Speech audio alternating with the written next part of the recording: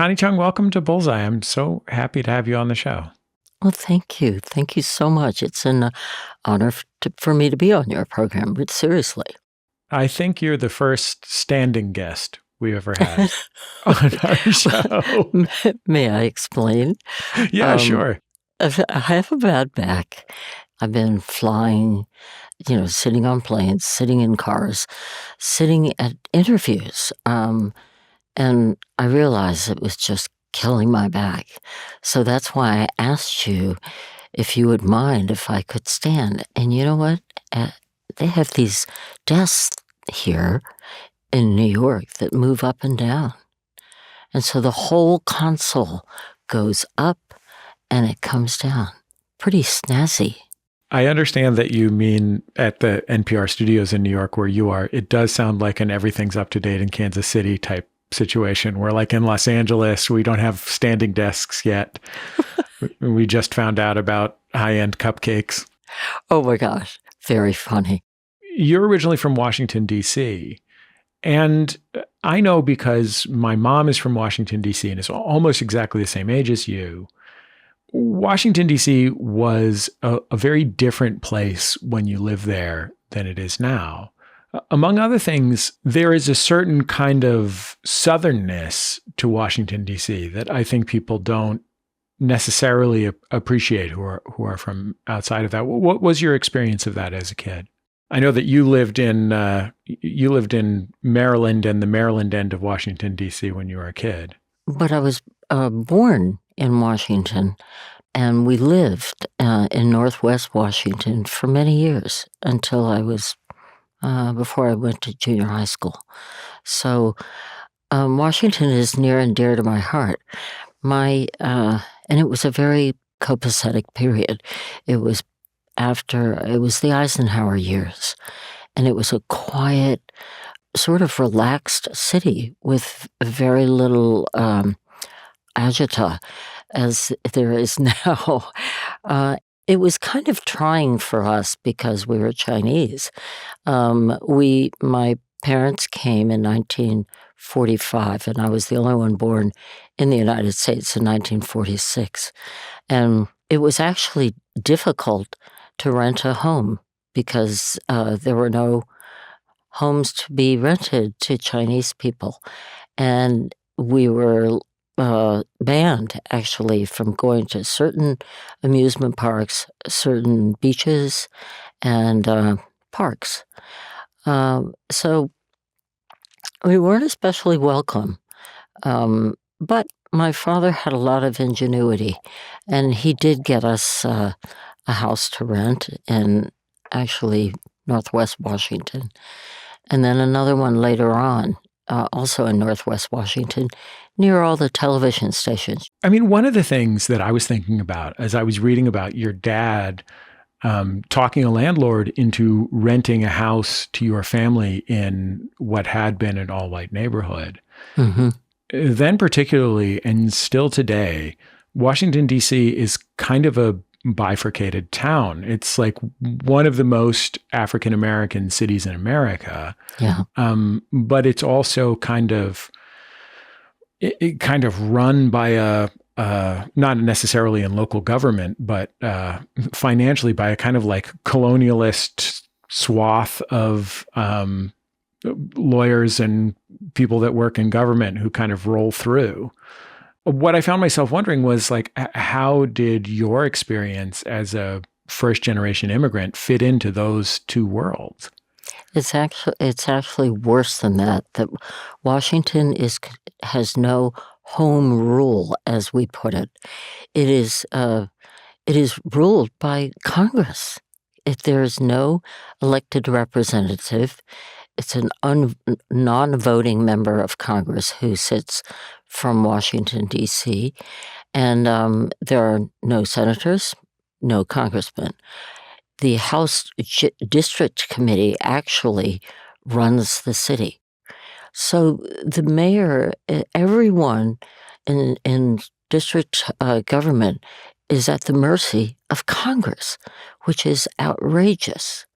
And they have long sought home rule, as it's called, to no avail. So over the years in covering local news in Washington, it was very frustrating because Congress was making decisions on behalf of the citizens in Washington. And as you well know, as you were saying, it's a very bifurcated city. And the fact is that a lot of the blacks in the city were being ruled totally by a very predominantly white Congress. What was that like for you? I mean, it was a bifurcated city, but it was a trifurcated city in that there were African Americans, white people, and Connie Chung's immediate family. I was a little bit isolated from the city because I grew up in a very quiet Chinese home in which I was very shy and I never went out. So my circle was primarily my family. My 4 older sisters, who were quite dominating. They were bossy, and I could hardly get a word in edgewise. And I pretty much stayed home. My mother would try to get me to go across the street and play with the neighbor, but I just wouldn't go. I was extremely shy, and it wasn't until I went to school, I went to kindergarten, and I met the kids at school, and they were quite an international group. We lived in an area where there were several diverse minorities. Did your parents try and build a Chinese or Chinese American world around your family at all? Yes. I grew up my parents used to give Chinese parties, I used to call them, because they were people from their hometowns. My mother was born in Nanjing, which is outside of Shanghai. My father was born in Suzhou, which is also outside of Shanghai. And that particular Shanghai dialect is very different. It's a different type of Mandarin. So those people sort of stuck together. It was different from the people who spoke very pure Mandarin from Beijing. And it was very different from Cantonese, which was spoken by people in Chinatown. And so I grew up in a very cloistered home in which my parents gave so-called Chinese parties to try and make sure that my 3 oldest sisters, at least, married Chinese men. And they did. And not even just Chinese men, but as you write in the book, no Cantonese guys. Well, that was my mother's rule. And someone had poisoned her mind into believing that Cantonese people, particularly those in Chinatown, would open restaurants and laundries, and that they were not worthy of her daughters. So my mother was vehemently against anyone dating a Cantonese person. Lo and behold, if I may tell the story, my oldest sister was dating a Cantonese fellow, and she assured my mother, he's not going to open a restaurant or a laundry. He's a biochemist at the National Bureau of Standards, which is a government agency. So for a good long while, I would say, I asked my nieces, and it's in the book, but I can't remember right now, but something like 15 years or maybe at least 10 years, he worked as a biochemist. And one day, he and my sister moved to Florida and opened a restaurant. So one of the things that you dedicate basically a chapter to in your book is your family's emigration story from China. Your dad was a spy, as well as eventually an Air Force officer, although he did not know how to fly an airplane. And he engineered an exit for your family that was, extraordinarily complex. And like a lot of immigration stories involved just incredible stories of resourcefulness and stuff. And that was all stuff that had happened with everyone else in your family except for you.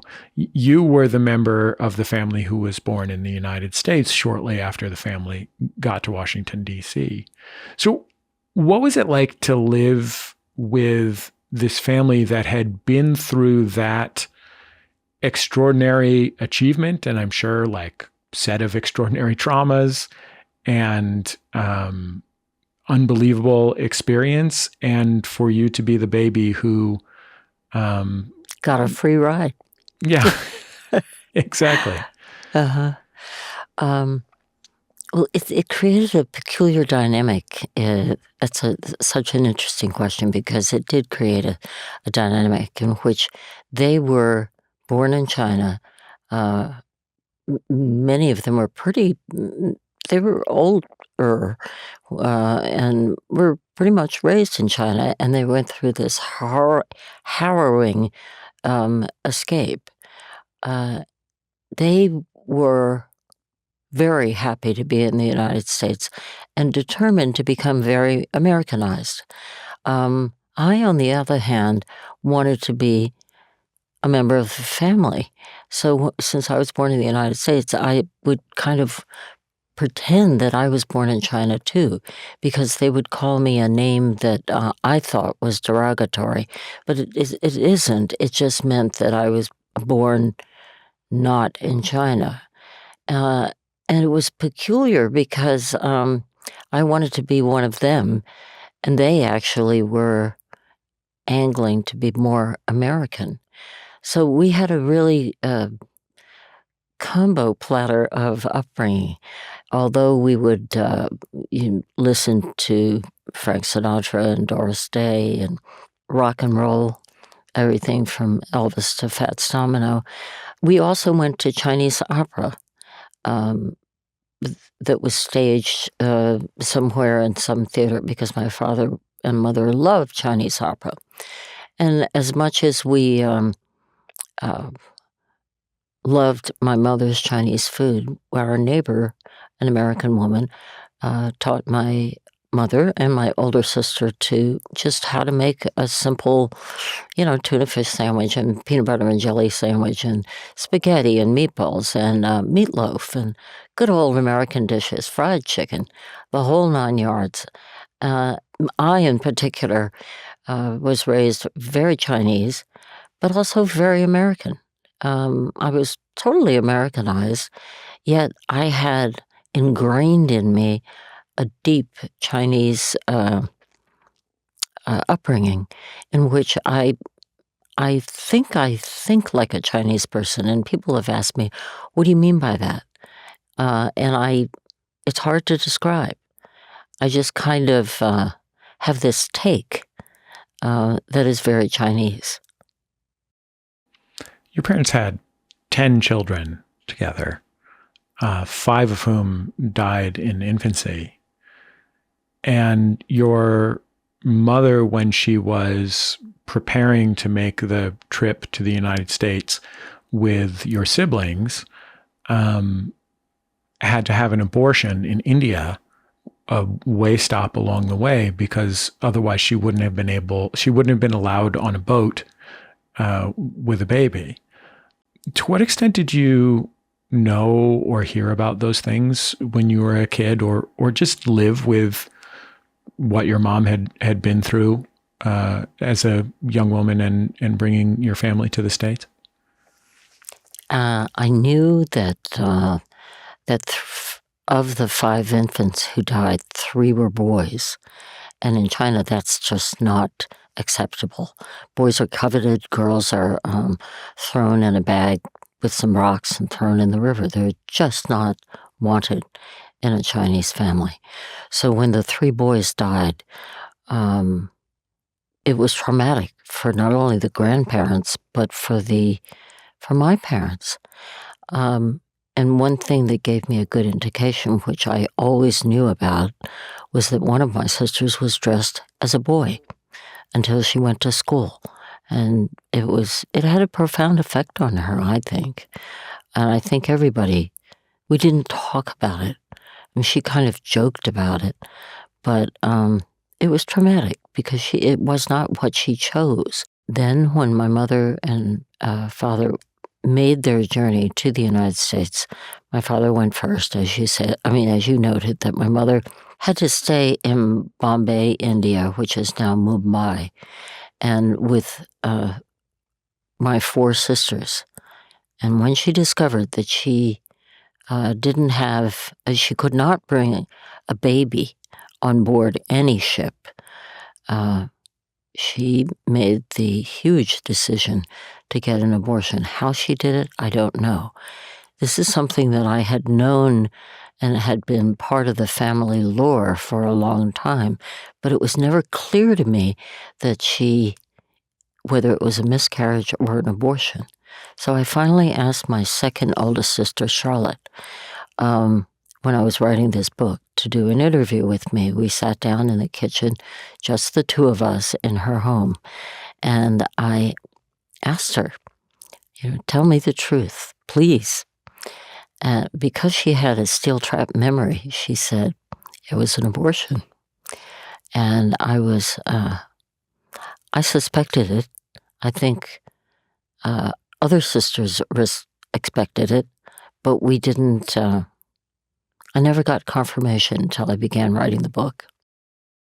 You must have imagined what it was like for your mom, who didn't speak Hindi or, for that matter, English, and was essentially alone with your siblings in a foreign city, thousands and thousands of miles from her home. Exactly. She was an incredible woman, and I don't think she ever got her due.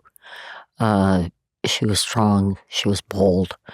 I can't imagine what she went through. She knew what she wanted to do, what she had to do, because she was making a decision about where she wanted her family to grow up. She never talked about it to us, to the children. And my father never talked about it. But the most tragic thing is that it was a boy. That coveted boy. I got the impression from your book that because you were the youngest and most American, because your older sisters married as young women and you didn't as a young woman, that you kind of bore some of that son's responsibility in your family and to your parents. Yes. My father actually wrote me a letter, and he had a propensity for writing letters to all of us do you remember carbon paper? Only barely, Connie. I hate to date myself here, but yes, just Okay. barely. I got carbon paper in the back of my mind. Also dittos. I also vaguely remember dittos. Yes. Oh my gosh, yes. So he would write letters, and he'd have a pink copy and a blue copy and a yellow copy on this tissue-thin paper. And one of his letters said, I was already in the news business, and he said, maybe you could become, maybe you can make the Chung name carry it on, so that people would know how we came to the United States. And basically, he assigned me a mission to be the son that my parents never had. Remarkably, I think I really did take that seriously, to be the son they didn't have. I think had the other daughters lived in a different era, they were such strong women, they could have become the son that my parents never had. But what doubled down for me on being the son my parents never had was that I believed in filial piety very strongly. The Chinese part of me was so omnipresent that I felt I owed it to them, because they had struggled to get to the United States, so ingeniously came. And also because when my father had a minor heart attack, I was working, and he retired. I became the breadwinner for the family. I think that happens a lot in families, that one child becomes the go-to person, the one who helps the parents through their old age. Connie, I know that you describe yourself as having been shy as a kid. There is a mention, I think it was in the book, of a report card you got from an elementary school teacher who said you spoke too softly.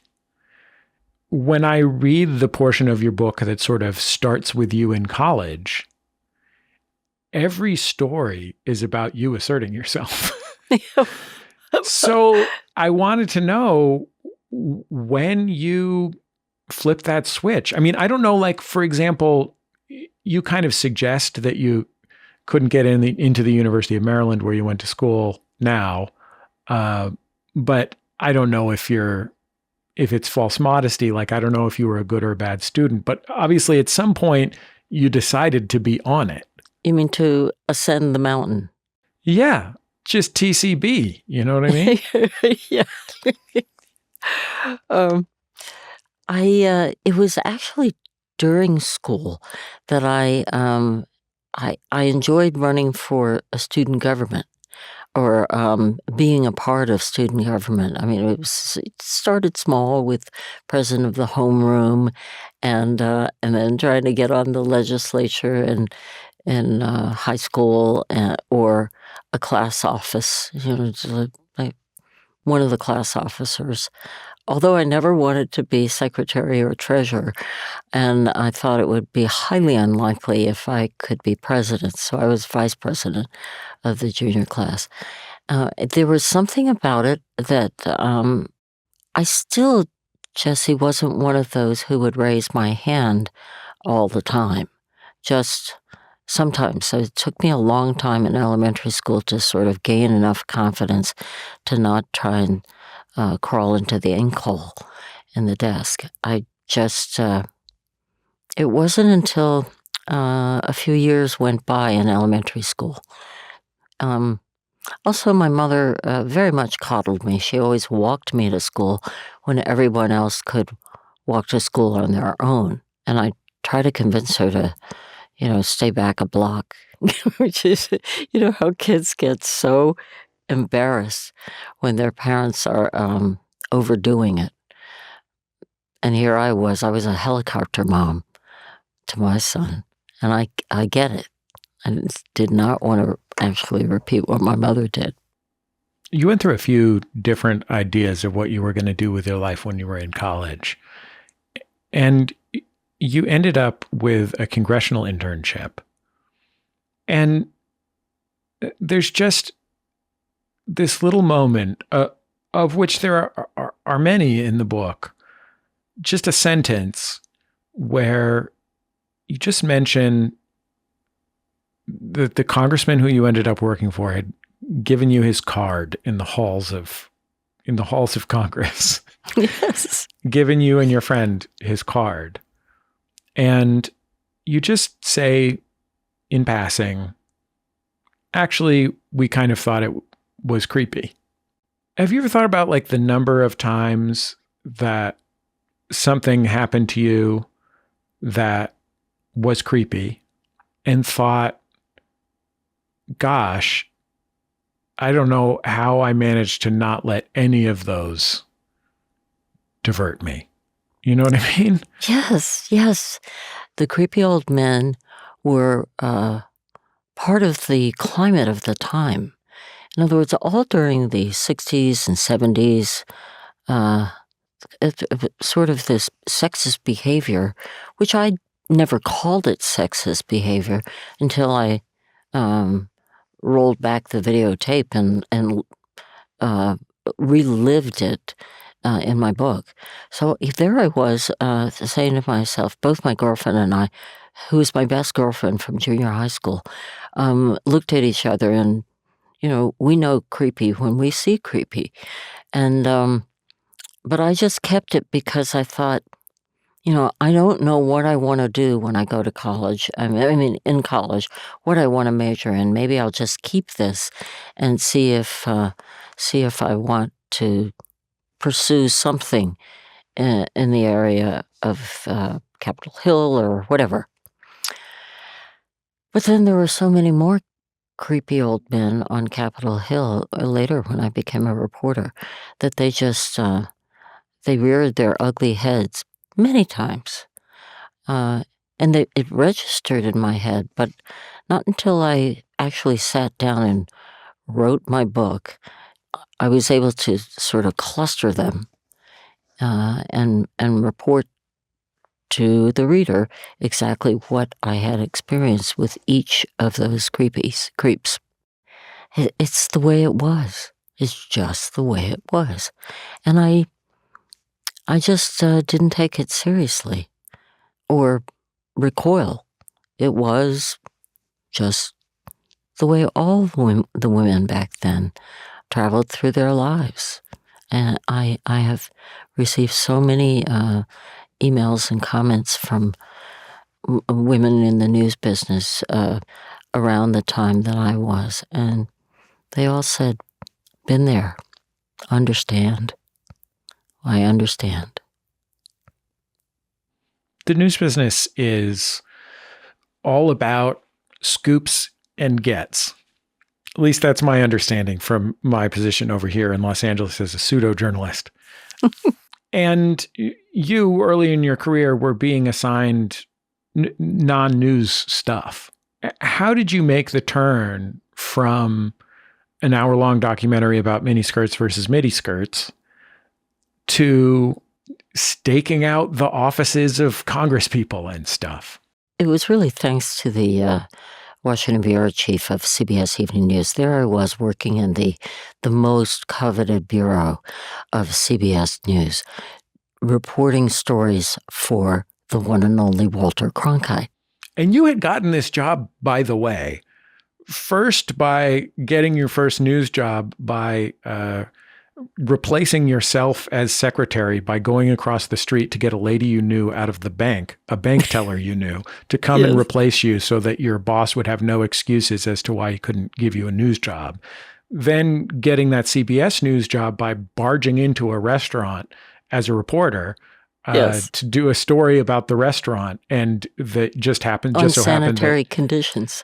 Yeah, that there was a CBS News executive sitting in that restaurant who gave you his card, right? So like you had gotten to that point by pushing, by making it happen. But at the same time, you get there and you're still, the girl. Mm-hmm. I was pigeonholed with female stories.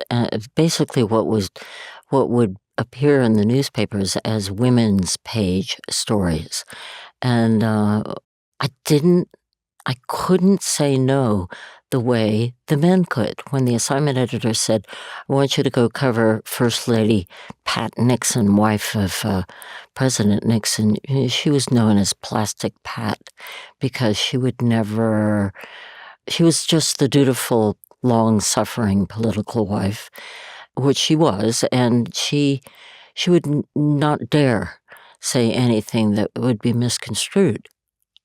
The men, the male correspondents, of which there were all male correspondents at the CBS News Bureau, a great bench for Walter Cronkite, but nonetheless star reporters.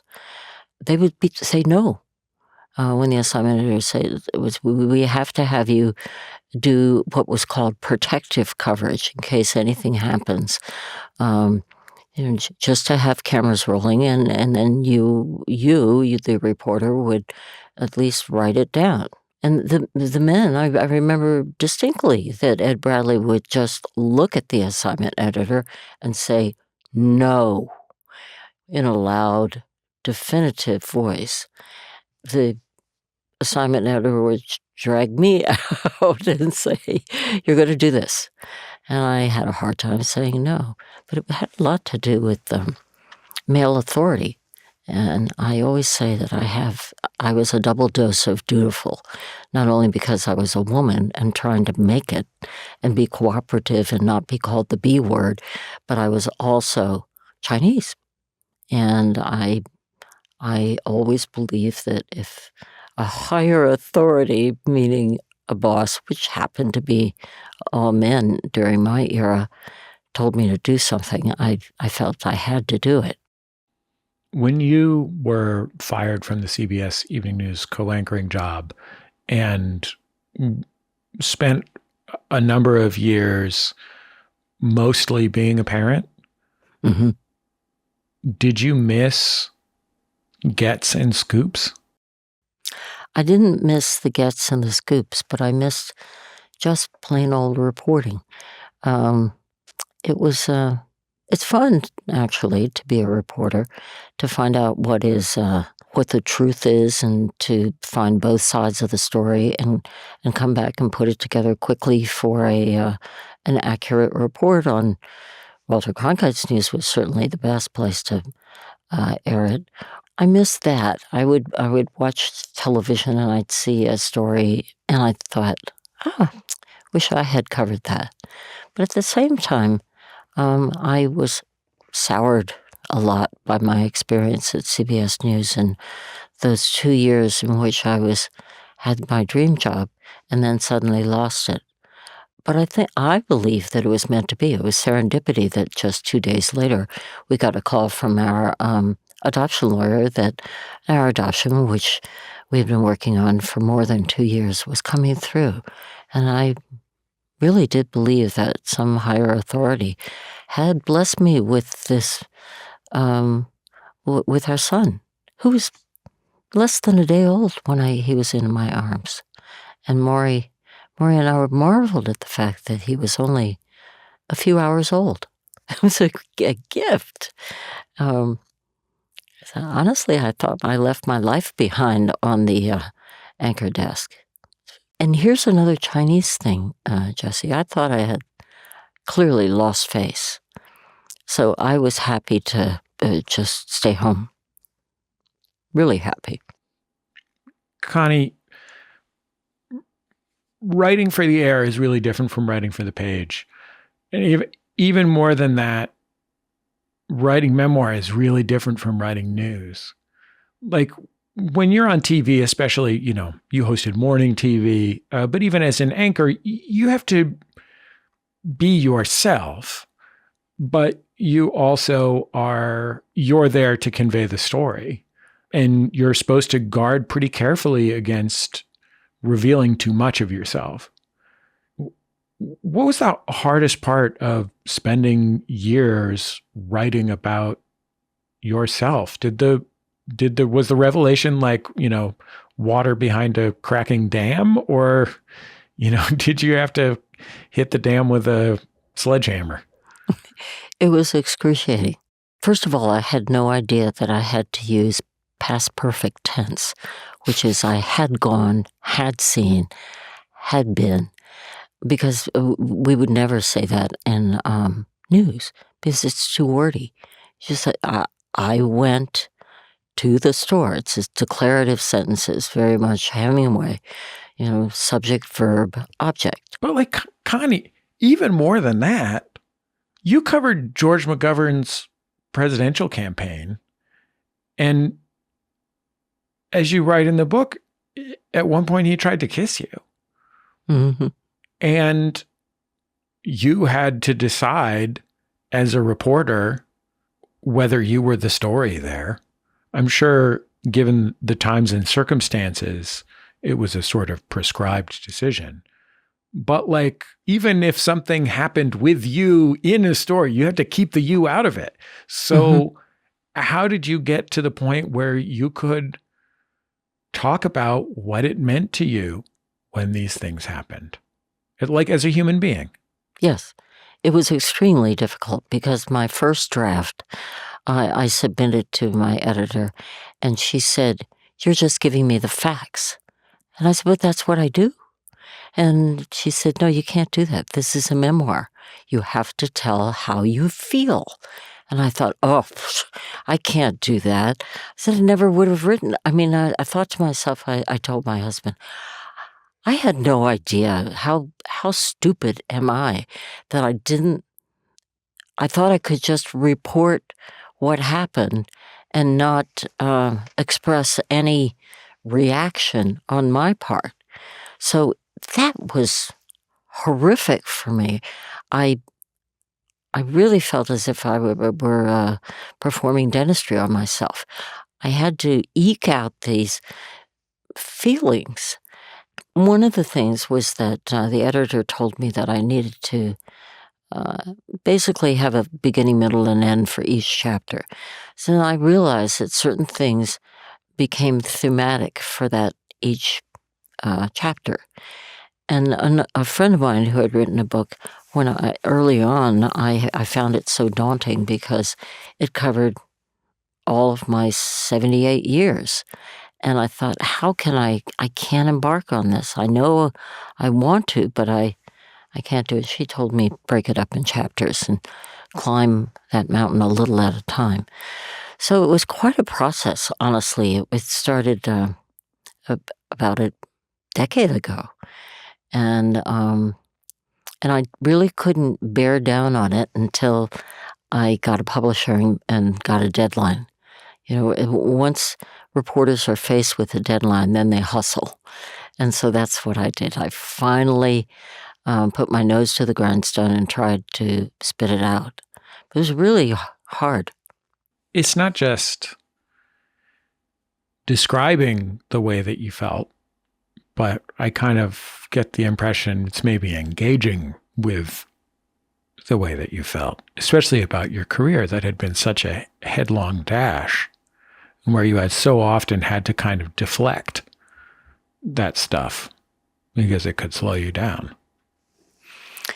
Well, my nephew asked me, was it cathartic? Was the whole process cathartic? And in the book I described that. I looked up the word catharsis because I wasn't sure exactly what it meant. And the original definition was a medical one. And I found it to be so appropriate because as I re-experienced the bad times, I really felt as if I were having a great time expunging myself of this event and the incidents that led to bad times, to sad times. And I think, all in all, it was a difficult journey writing this book. I knew that there was some awful things career lows. And I didn't know how to talk about them, how to lay them out. So I asked my husband, who is a voracious reader, what memoir was your favorite? And he said Personal History by Katharine Graham, who was a lone female publisher at the time of the Washington Post. She was the publisher during the tumultuous days of Watergate, the Pentagon Papers, and she had some personal tragedy as well. But what I found was that she was never really throwing someone under the bus and backing it up again and rolling back over them. She was never woe is me. She was never crying in her soup. She was just marching forward. And I found that by the end of the book, towards the end of the book, I was rooting for her. And that's the kind of book I wanted to create, one in which I never cried or whined or waved some kind of feminist flag. Because back in the day when I was working, we couldn't be so-called feminists. We had to just suck everything up and not even know Gloria Steinem's name. So what I'm saying is that I found this to be the hardest thing I've ever done, writing a book about myself. And you are right that it's one thing to write a book about someone else, but about oneself. I also didn't want to create revisionist history. So I aimed to be absolutely accurate. Were there times when you were, let's say, editing the book, that you looked at your description of something that you did and thought, yeah, that's pretty badass? Yes. Yeah, I was a badass. Very sassy. Connie, I really appreciate your time. Thank you so much for talking to me, and I really enjoyed your book. Are we done? Yeah, we put in an hour and a quarter of you standing there.